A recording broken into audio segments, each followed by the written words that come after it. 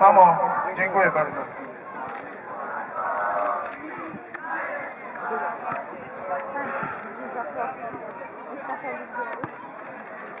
Nie byłoby mnie tutaj, a na pewno dalej, gdyby nie wsparcie, pomoc pani prezes, kobiety mojego życia, mojej żony, nie mógłbym dalej ani kontynuować przygody, pasji, misji życia piłki nożnej bez mojej żony.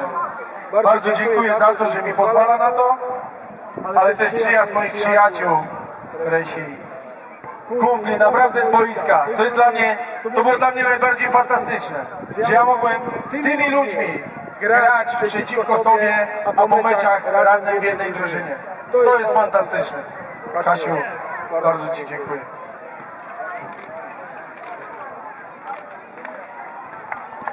Dziękuję, przepraszam za tak długo spędzony czas i zapraszam do